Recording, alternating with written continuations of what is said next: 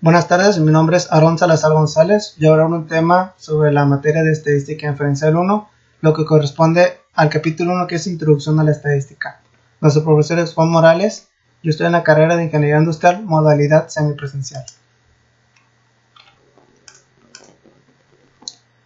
El objetivo de la estadística en esta presentación es aprender acerca de un grupo grande, examinando los datos de alguno de sus miembros, como los términos de muestra y población, que tienen una gran relevancia, como las definiciones formales que veremos a continuación. Definiciones. Datos son el conjunto de información recolectada, como mediciones, géneros, respuestas de encuestas. Estadística es la ciencia que se encarga de planear estudios y experimentos, obtener datos e interpretar la información para extraer conclusiones basadas en los datos. Población es el conjunto completo de todos los elementos, puntuaciones, personas, mediciones, etc. Censo es el conjunto de datos de cada uno de los miembros de una población, y muestra es un subconjunto de miembros seleccionados de una población. Otras definiciones según autores, según áreas, se entiende por población al conjunto finito o infinito de los elementos con características comunes, para los cuales serán extensivas las conclusiones de la investigación. Según Mata, el muestreo es el método utilizado para seleccionar a los componentes de la muestra del total de una población. Según Pineda, la población es el conjunto de personas u objetos de los que se desea conocer algo en una investigación. El universo o población puede estar constituido por personas, animales, registros médicos, los nacimientos, las muestras de laboratorio, los accidentes viales, entre otros. Según Pineda, la muestra es un subconjunto o partes del universo o población en que se llevarán a cabo la investigación. Datos muestrales. Los datos muestrales deben reunirse de una forma adecuada, como a través de un proceso de selección aleatoria. Si los datos muestrales no se reúnen de una forma adecuada, resultarán inútiles para la estadística. Ejemplo, en una encuesta de Literature and Dynex incluyó 2.3 millones de participantes, los cuales constituyen en una muestra, en tanto que la población consiste en el conjunto completo de los adultos en edad de votar. Factores de análisis estadístico. Bueno, este se compone por 5, que son el contexto de datos, fuente de datos, método de muestreo, conclusiones e implicaciones prácticas. En la siguiente filmina vamos a ver los factores, incluyendo los ejemplos, para que nos demos una idea de lo que corresponde. Como podemos ver, en la tabla derecha hay una tabla que dice 1-1, datos utilizados para análisis. Entonces, el contexto que nos dice aquí es que carece de él, porque no se indica qué se representan los valores, de dónde provienen ni por qué se recabaron.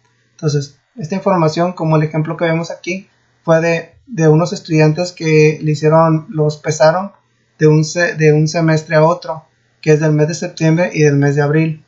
Como pueden ver, en el primer peso, que son los X, es el peso de los de septiembre, el peso que se realizó en septiembre, y Y es el peso que se realizó en abril. Como ustedes pueden ver, el primer estudiante pesó 56 kilos, pero en abril pesó 53.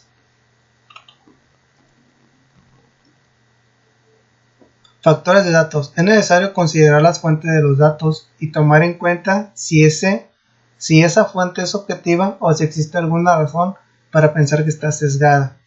En ese tipo de ejemplos como el que tenemos aquí, la información fue recabada por investigadores respetables del Departamento de Ciencias de la Nutrición de la Universidad de Rochester. Entonces, ellos no tienen razón para distorsionar o modificar estos resultados. Método de muestreo. Al reunir los datos muestrales para un estudio, el método de muestreo que se elija puede afectar de manera importante la validez de las conclusiones. En el ejemplo que estamos llevando, el ejemplo fue del método que se usó, son los 217 estudiantes que participaron en esta evaluación, pero solamente 67 aceptaron ser pesados en este tipo de ejemplo. Entonces se trata de una muestra voluntaria. Entonces los investigadores reportaron que la muestra obtenida no fue aleatoria, sino que fue una muestra de respuesta voluntaria. Las conclusiones. Al obtener a partir de un análisis estadístico es necesario hacer afirmaciones que sean claras para las personas sin conocimiento de estadística y de terminología. Se debe evitar de manera cuidadosa a realizar afirmaciones que no estén justificadas para el análisis estadístico. En este caso, nos dicen los investigadores que los estudiantes tuvieron un aumento de peso de solamente 15 libras. Entonces realmente no fue un incremento muy grande de un semestre a otro semestre. Implicaciones. Las implicaciones prácticas, además de plantear las conclusiones claras a partir del análisis estadístico, también se deben identificar cualquier tipo de implicación práctica de los resultados. En este tipo de ejemplo, los investigadores en las implicaciones prácticas que reconocen que los cambios aparentes son inofensivos, ya que solamente son 15 libras, y los hábitos alimenticios y el ejercicio podrían reducir grandes cambios en el peso. Tipos de datos.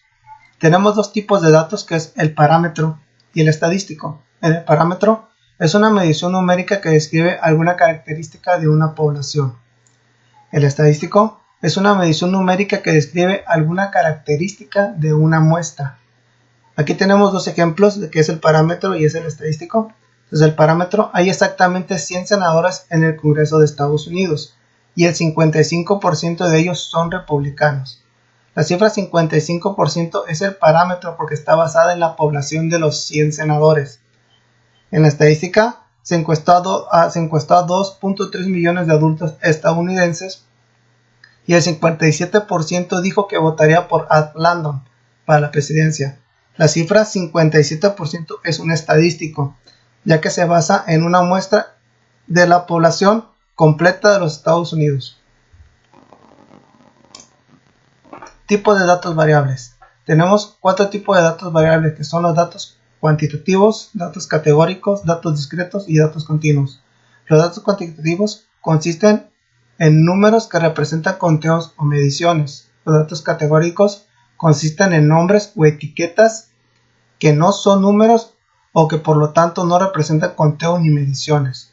Los datos discretos resaltan cuando el número de valores posibles es un número finito o un número que puede contarse, es decir, el número de valores posibles es de 0, 1, 2, etc. Los datos continuos numéricos resultan de un número infinito de posibles valores que corresponden a la escala continua que cubren un rango de valores sin huecos, interrupciones o saltos. Aquí tenemos los diferentes ejemplos de los datos de los tipos de variables. Como podemos ver, el dato cuantitativo son las edades en años de los participantes en una encuesta. Los datos categóricos es la afiliación de partidos políticos como demócratas, republicanos, independientes y otros participantes en esta encuesta. Los datos discretos es el número de huevos que pone una gallina. Son datos discretos porque representan un conteo. Los datos continuos, las cantidades de leches que produce la vaca, son datos continuos porque son mediciones que pueden tomar cualquier valor dentro de un continuo. Niveles de medición. Tenemos la medición nominal, que se caracteriza por los datos que consisten exclusivamente en nombres, etiquetas o categorías. Los datos no pueden acomodar en un esquema de orden como el de más bajo al más alto. Aquí tenemos un ejemplo que es partidos políticos. La afiliación política de los participantes en una encuesta demócrata, republicana o independiente. Es un ejemplo a nivel nominal. Otras definiciones, según Stevens, la escala nominal. En esta escala las unidades observacionales se agrupan en clases excluyentes según determinada la propiedad, con lo que se define en participación sobre el conjunto de tales niveles, números que se usan como modificaciones o nombres. El nivel de medición ordinal es cuando pueden acomodarse en algún orden, aunque la diferencia entre los valores de los datos obtenidos por medio de una resta no pueden calcularse o carecen de significado. Por ejemplo, aquí tenemos un profesor universitario que asigna calificaciones de A, B, C y D. Tales calificaciones son los datos ordinales. ¿Por qué? Porque llevan un orden, llevan un valor A, B y C, y D y F. Según otros autores, Stevens, la escala ordinal surge a partir de la operación de un ordenamiento. En esta escala se habla del primero, segundo o tercero. No sé si se obtiene el primer puesto está cerca o lejos del segundo puesto, pero los valores de la escala representan categorías. Por ejemplo, aquí podemos ver en la escala ordinal que es el presidente y vicepresidente general van en una escala. Niveles de medición de intervalos. Se parece al ordinal, pero con la propiedad adicional de que la diferencia entre dos valores de datos cualquiera tiene un significado. Sin embargo, los datos en este nivel no tienen un punto de partida de cero, pero llevan un orden. Aquí tenemos un ejemplo que son las temperaturas corporales de 98.2 Fahrenheit y 98.06. Son ejemplos de datos en el nivel de medición de intervalos. Dichos valores están ordenados, como podemos determinar su diferencia es de 0. Grado Fahrenheit. ¿Por qué? Porque van en incremento, van en un orden. Según Stevens, la escala de intervalos, esta escala representa magnitudes con las propiedades de igualdad de la distancia entre puntos de escala de la misma amplitud. Aquí puedes establecer un orden entre sus valores, hacerse comparaciones de igualdad y medir distancias existentes entre cada valor de la escala. Aquí podemos ver un ejemplo del intervalo, de medición de intervalo, que va del 36 al 36.5, 37, 37.5, 38, va incrementando, lleva una escala pero lleva un orden de 0.5. Nivel de medición de la razón. Este nivel de medición de la razón es similar al nivel de intervalos, pero con la propiedad adicional de que si tiene un punto de partida de cero natural, donde el cero indica que nada de la cantidad está presente.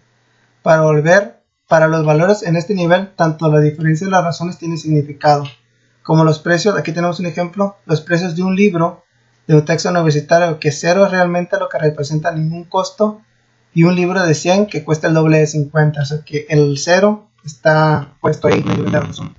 Según Steven, la escala de la razón corresponde a un nivel de medición más completo, ya que tiene la misma propiedad de escala de intervalos, además posee un cero absoluto. Aquí los valores de 0 no es arbitrario, pues representa ausencia total de la magnitud en la que se está midiendo.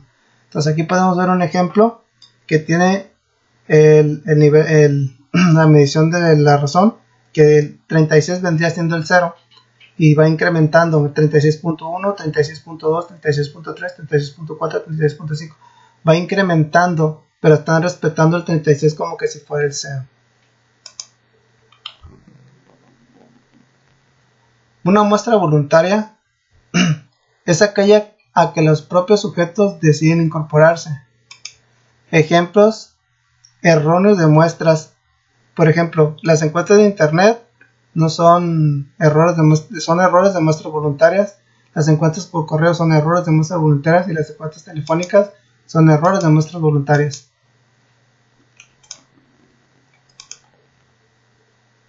Estudios observacional.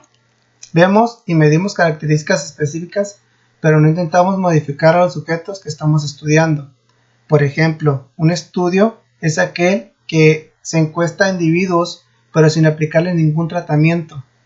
La encuesta Littera-James, en la que se preguntó a los participantes por quién votarían en las elecciones a la presidencia, es un estudio observacional. Se interrogó a los individuos en relación con sus preferencias electorales, pero no se les aplicó ningún tipo de tratamiento. Es un estudio observacional. El estudio de experimento. Aplicamos algún tratamiento y luego procedemos a observar su efecto sobre el sujeto. En los experimentos, los sujetos se denominan unidades experimentales.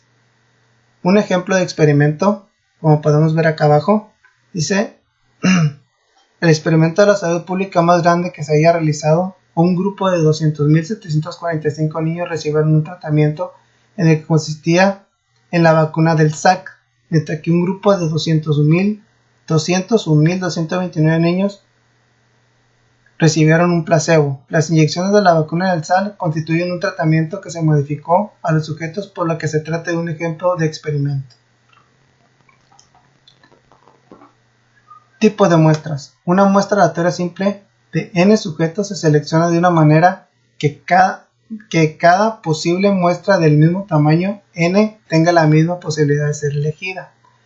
En una muestra aleatoria, los miembros de la población se seleccionan de forma que cada miembro individual tenga la misma posibilidad de ser elegido, y una muestra probabilística implica seleccionar al miembro de una población de forma que cada miembro tenga una posibilidad conocida, aunque no necesariamente la misma, de ser elegido. Aquí tenemos un ejemplo de tipo de muestras. El muestreo de senadores. Cada uno de los 50 estados de Estados Unidos envía 2 senadores al Congreso, de manera que hay exactamente 100 senadores. Suponga que se anota el nombre de cada estado en una tarjeta separada, que se mezclan las 50 tarjetas en un recipiente y después se selecciona una de ellas. Si consideramos que los 2 senadores del estado seleccionados constituyen en una muestra, aquí tenemos las 3 tipos de muestras. ¿Qué tipo de muestra puede ser? El resultado es una muestra aleatoria, es una muestra simple o es una muestra probabilística. Pues aquí, como podemos ver en el ejemplo, se trata de una muestra aleatoria porque cada senador tiene la misma probabilidad en 50 por ser elegido.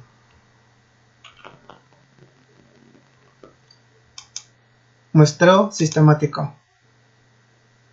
El muestreo sistemático, elegimos algún punto de partida y luego seleccionamos un cada cagésimo de, por ejemplo, cada cuagésimo de elemento de la población.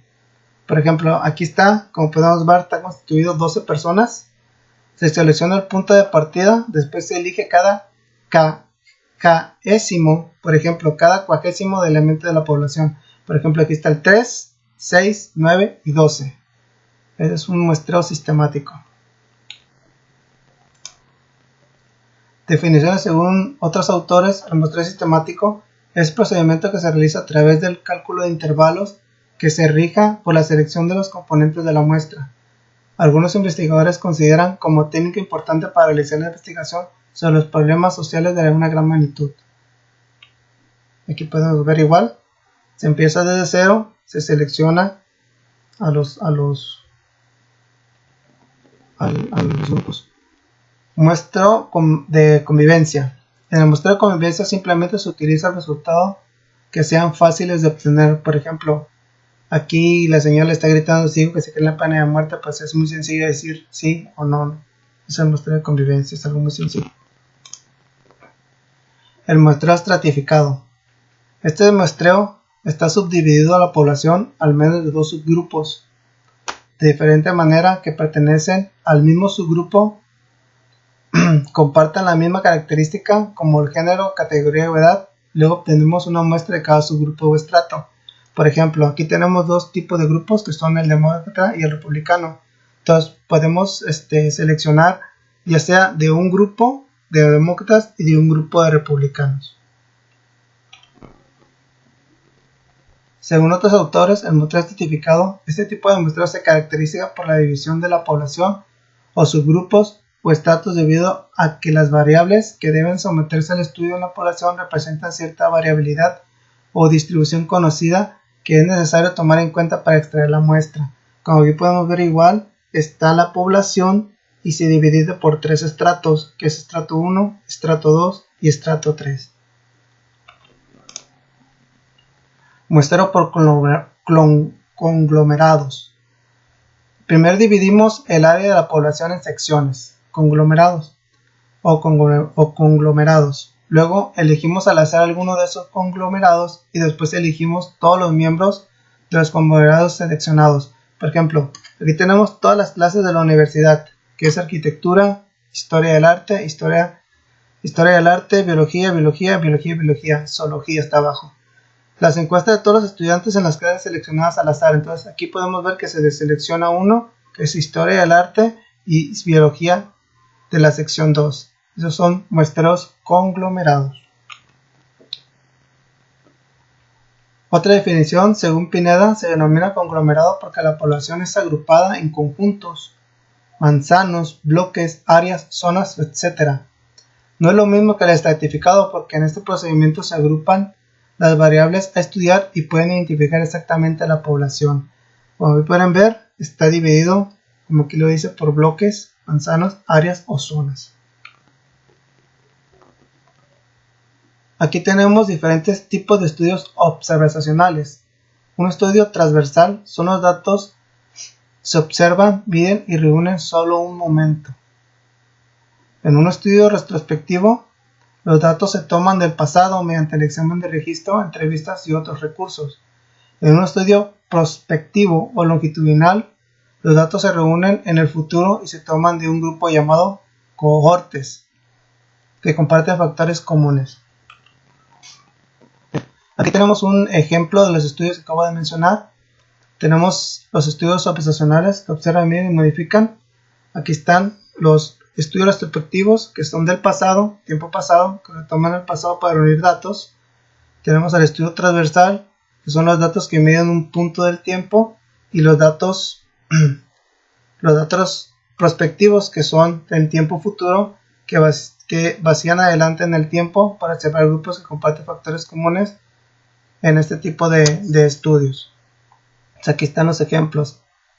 Volvemos a repetir: tiempo pasado, estudio retrospectivo; en el momento del tiempo, estudio transversal; y en tiempo futuro, estudio prospectivo. Tipos de experimentos aleatorios. Diseño experimental completamente aleatorio. Los sujetos se asignan a distintos grupos del tratamiento mediante un proceso de selección aleatoria. El diseño de bloques aleatorios. Un bloque es un conjunto de sujetos que son similares, pero los bloques son diferentes en aspecto, porque pueden afectar el resultado del experimento. Aquí tenemos los dos diferentes tipos de bloques que acabamos de mencionar, que es el diseño de experimental completamente aleatorio, que de manera aleatoria determinan a quién recibirá el tratamiento. Se aplica el tratamiento a estos sujetos elegidos al azar. Como pueden ver, aquí está la línea, pueden elegir a ellos dos, al hombre o mujer, ahí están, igual pueden a mujer o mujer, o mujer o mujer, son aleatorios.